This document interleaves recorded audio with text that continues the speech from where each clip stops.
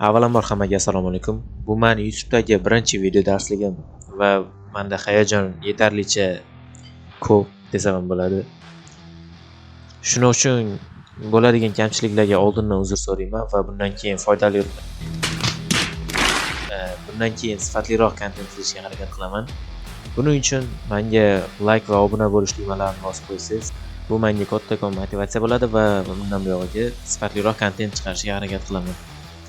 Xo'p, demak, videoni previewsidan ko'rib bilib olgan bo'lsanglar kerak, bugungi video darsligimiz trend liniya haqida bo'ladi. Xullas, trend liniya o'zi nima? Bu chizilgan narsalarga uncha ko'p ahamiyat bermaysizlar, rassomchilikdan ko'p mahoratim yo'q. Okay.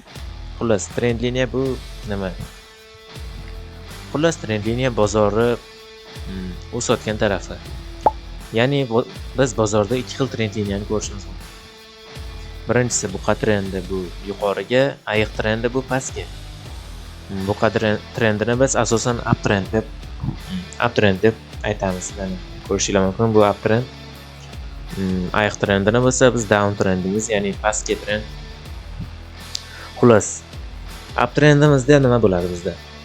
Ingliz tilidan juda speakingim zo'r emas, sababli kamchiliklar bo'lishi mumkin. Bu hike, ya'ni men uni HH deyman. Bu HH ma'nosi nima?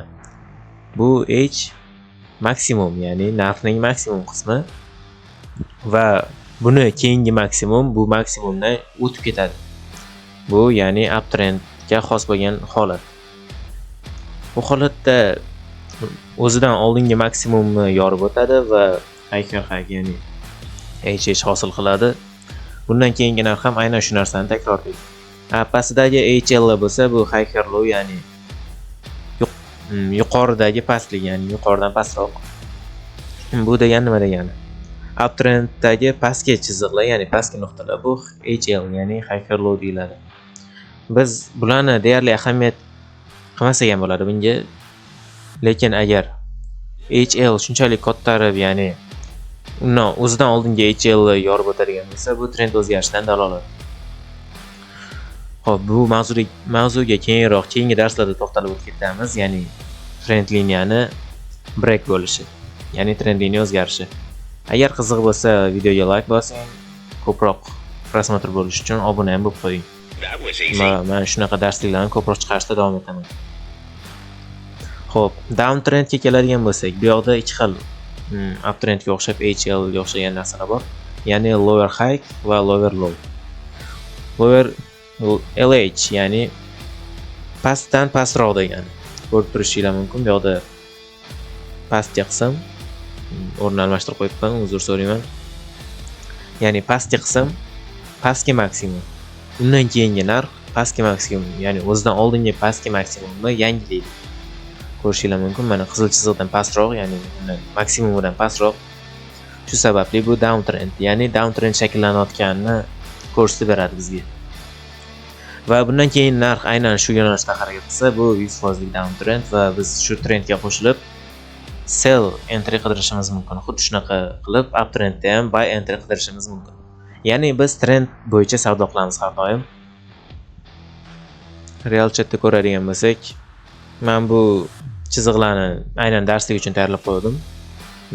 Bizga kerak bo'ladigan narsa, ya'ni instrumentlar, bugungi instrumentlarimiz faqatgina oddiygina trend line va paz, ya'ni ko'rsatkich bilan bog'liq bo'ladi. Xullas, bu yoqda nima bor? Bu yoqda ko'rib turishingiz mumkin, uptrend shakllanyapti. Mana hozir ko'rsatib beraman. Boya aytganimdek, HH, ya'ni yorgan qilgan bu yoqda uptrend shakllanyapti. Ko'rishingiz mumkin, ikkinchi tarafda ham xuddi shunaqa uptrend shakllangan, ya'ni o'zidan oldingi maksimumni yorib o'tgan. Bu trend davom etayotganini bildiradi. Xo'p, endi bu narsa down trendda qanaqa ishlaydi, ya'ni ayiq trendida. Xullas, ko'rishingiz mumkin, bu yoqda ham xuddi shunaqa holat. Yorgan, ya'ni lower low. Bu unchalik qiyin narsa emas. Bemalol ko'rib o'rganib olishingiz mumkin. Mana bu yoqda ham shamchani soyasini undan keyingi shamcha tanasi bilan yutgan. Yo'q, tanasi bilan emas. Bundan keyingi shamcha tanasi bilan yutgan. Ya'ni bu trendline ichidagi harakat, ichki struktura deyiladi. Buni keyingi darslarda ko'proq tushuntirib berishga harakat qilaman. Xullas, bundan keyingi shamcha undan oldingi maksimumni yorib o'tgan. Ya'ni trend shakllanishi davom etadi. Biz bu yoqda bemalol sell enter qidirishimiz mumkin edi. Xullas, bu yoqda ham uptrend shakllanyapti. Hech boya aytganimdek. Bu yoqda ham xuddi shunaqa holat.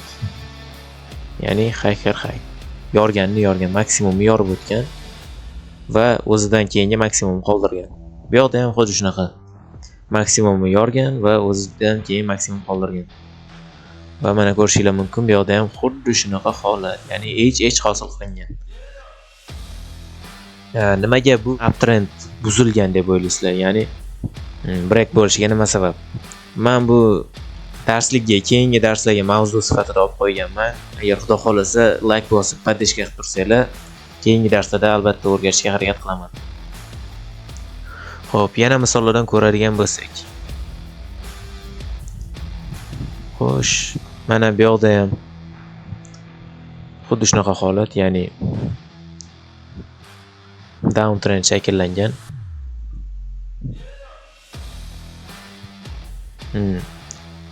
Bizda qachon trend liniyani aniq chizishimiz mumkin bo'ladi?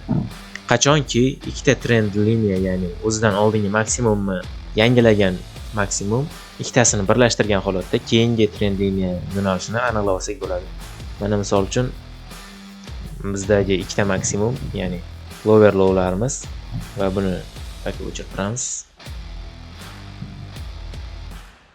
Xullas, xuddi shunaqa qilib aniqlab olishimiz mumkin. Bu bizga nima beradi? Bu bizga asosan narx qatgacha o'sishini ko'rishimizga imkon beradi. Ya'ni ko'rishingiz mumkin, bu yoqda xuddi shunaqa boya aytganimdek maksimumlar yangilangan, lower low. Bu yoqda ham lower low. Xullas, buni tushundinglar deb o'ylayman. Xullas, trend line'imiz bizda shunaqa narsadan iborat. Bemalol oson tushunishimiz mumkin. Bu bazaviy narsa. Trend, misol uchun kimdir tradingga qiziqib ketgan bo'lsa, trend liniyasiz birinchi boshda trend liniyani o'rganmasa, o'ylayman foydasi yo'q. Chunki men ham boshida trend liniyada mashq qilib, ko'rib, o'rganib yurganman. Xo'p. Xo'sh, yana nimani o'rgatsam bo'ladi? Bu meni birinchi darsim bo'layotgani uchun biroz hayajon bor. Bundan oldin rosa o'ylab o'tirdim nimalarni o'rgatishligim haqida. Va dars ekran zapisi yoqishim bilan hammasi esimdan chiqib qoldi. To'g'ri tushunasizlar degan umiddaman. Xudo xolasa keyingi darslarda unaqa hayajon bo'lmasligiga ishonaman. Xo'p.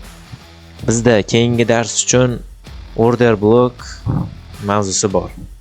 Ya'ni order blokni qanaqa qilib ishlatish, qaysi joyda to'g'ri order blok topish. Shunaqa mavzu. Order blok haqida ko'proq tushuncha berishga ham harakat qilaman. Xudo xolasa keyingi darslarimiz kamida 10 minutdan ko'p bo'lishini rejalashtiryapman. Shu sababli like bosib, menga obuna bo'lib qo'ying va qo'ng'iroqcha tugmani bosib qo'ysiz, keyingi darslarni ham o'tqizib olmaslikka o'zingizga o'zingiz yordam bergan bo'lasiz. Xo'p, hammaga rahmat. Tashkil qilaman. Bu Telegram kanalimni ochishdan maqsad signal tarqatishimiz. Ya'ni o'zimga o'xshagan odamlarni bitta jamoaga to'plash. Ya'ni o'zimga komanda to'plamoqchiman, tushunganinglardek. Agar xohlovchilar bo'lsa, bemalol shu kanalimga o'tib, obuna bo'lib, dichkamga yozsanglar yoki chatda yozsanglar bemalol atvat qilaman va shunaqa komanda to'plashga yordam bersanglar xursand bo'lardim. Xullas, tradingni o'rganishdan to'xtamanglar. Telegram kanalimga o'tib albatta obuna bo'lib qo'yinglar. Men bu yerda signallar va yangiliklar, newslarni ko'proq e'lon qilib turaman. Ya'ni USD GPU va House, ya'ni oltin parasidagi yangiliklarni, ya'ni bu yoqda yangiliklardan boxabar bo'lishingiz mumkin va tekinga signal olishingiz mumkin. Men bu signallarni o'zim bilimimga tayanib beraman. Telegram kanalim har doim ochiq, bemalol o'tib obuna bo'lib qo'yinglar va YouTube kanalimga ham obuna bo'lishni esdan chiqarmanglar. Xullas, bugungi darsimiz shulardan iborat edi. Qo'llab-quvvatlaysizlar degan umiddaman. Bu meni YouTube'dagi birinchi darsim bo'lganligi uchun boya aytganimdek uzr so'rayman. Xudo xolasa hayajonini yo'qotishga harakat qilaman. Xullas, sog' bo'ling, salomat bo'ling.